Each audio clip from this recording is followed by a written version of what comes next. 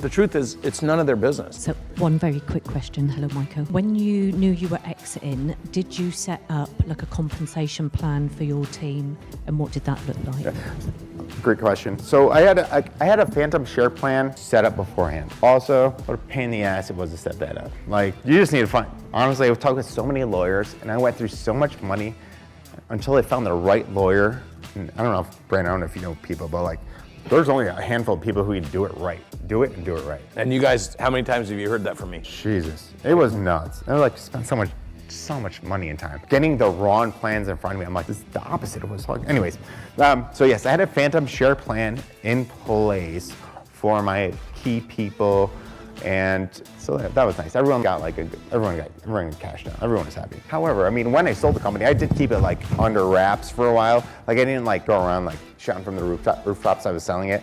Like my team didn't know I was selling the company until like a day or two before. It kind of felt a little shitty to me, but at the same time, I knew it was necessary because it was like one of those. It's a weird thing. I don't know.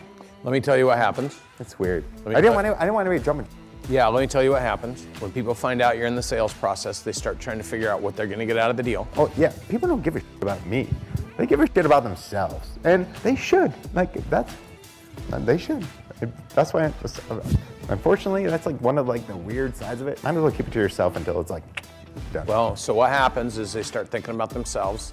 Then they start posturing with you as a business owner and wanting to know, hey, what's in it for me? If they don't get the answers, they start to get disengaged. Sales process is going on, and now you get a group of people that are like, hey, we've got enough leverage here that we could go in and actually pull it. What do you call it? A coup d'etat? Like they come in and all of a sudden 12 of his big, hey, we know you're doing a deal.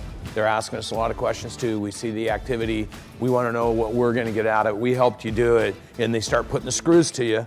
And if you're not conforming, then they start trying to figure, they trying to show you the leverage they have in the deal. So I'm just telling you that if I'm working with you outside of the inner circle of whoever absolutely needs to be involved, like your finance person for getting the numbers, or maybe an operations person they're gonna want to interview, it's gonna be a tight circle. And outside of that is nobody's business. Cause say he goes to that whole gyration, tells everybody, and let's say everyone knows, they go home and they check their phantom stock option plan and they're like, oh my God, when this deal goes through, we're gonna have $1 million or $2 million, and then they go tell their wives and they're all spinning the money in their head, and then the deal doesn't happen.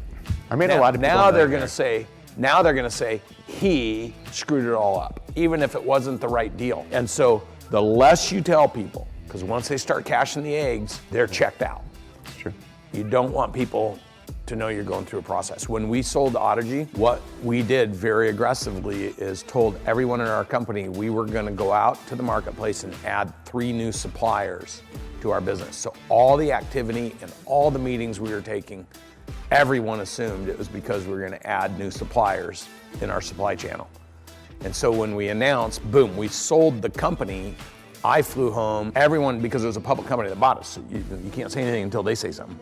So I flew home. They announced on Sunday night in Denmark, which was Monday. I had a Monday morning meeting with all of our team and said, this is what I told them. I said, we were out shopping for suppliers, and unbeknownst to us, a couple of the suppliers, in order to be our suppliers, also asked if they could maybe buy our business. And so we got an offer we couldn't refuse, so we took the offer up. And that's how I presented it to the team.